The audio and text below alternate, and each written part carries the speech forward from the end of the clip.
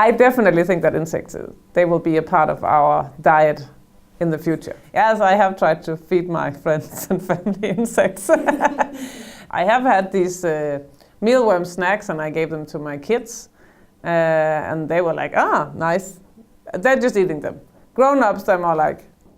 Anne-Louise Nielsen works closely with insects. She is a chemist and lab leader for the Food Science Lab at the Technical Institute of Denmark. Our part of it is to make food products with these novel kinds of ingredients. There's not a lot of known on the ingredients, yes, about the chemistry and their effect on the final foods.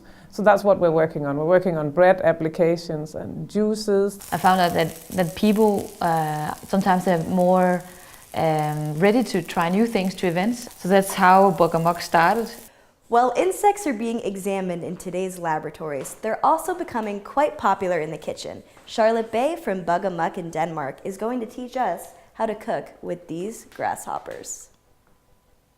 The first step is that I buy it from a store, or you can also get it online. I use these grasshoppers and you just need to shake it a little bit before because then the legs come off. You don't want that they sit in the teeth. I take some garlic here and some herbs, pepper and salt.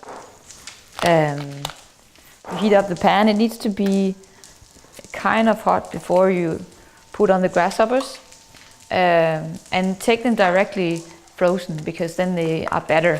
And then you just turn it a little bit so the herbs is gonna be in, and then it's actually just to put on these grasshoppers directly. This is a very new food for the Danish people, so it's not everyone that wants to try it, and I think that's totally okay. Although many people in Denmark are still skeptical of insect cuisine, Bug Amok offers cooking classes for those willing to give it a try. Sometimes I do a pesto with people or just fry them like this. A lot of different people show up and have the interest of it because the climate is so so many people are interested in climate change right now. And this is where insects becomes very relevant. The taste is kind of porky, roasted. It's also very popcornish. We need to eat more sustainable, and this is really a way of having a more sustainable source of proteins and possibly also other ingredients. If you choose to use any products that contain insects, the European Union has made regulations that the countries must follow. For instance, the Danish regulation says that you have to eat the whole insect. So you cannot take out a fiber fraction or reduce the lipid content or something so you get a better product. You cannot purify the protein and add that right now, but that will come.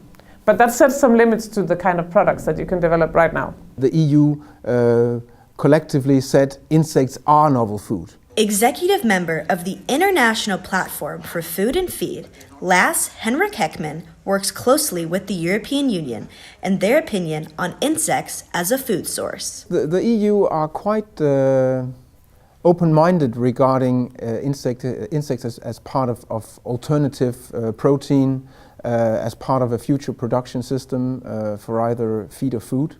They know, of course, that it's still a quite small sector.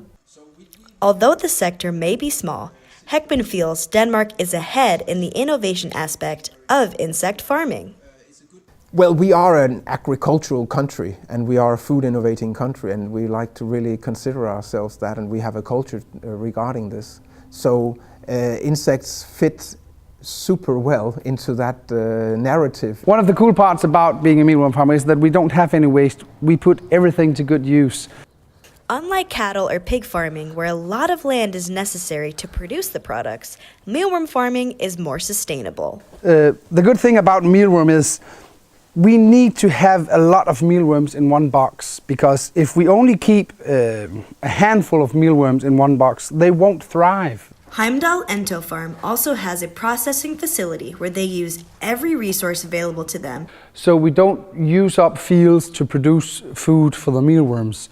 The leftovers is what we feed our mealworms with, and that's the good part of it. The cows need their own field to get the food, and then we can get the beef. But here we can feed the humans with the food, and then The leftovers we give to the mealworms, and then we can feed the humans one more time.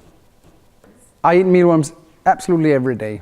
Morning, lunch and dinner. I put them in my salad or in my stew or in my muesli in the morning, and I eat it every day.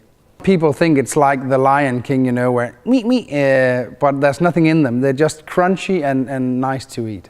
Insects may not be the most conventional way of farming or cooking, but the advantages are catching the eye of not only Denmark, but other European countries. I definitely think that insects, they will be a part of our diet in the future.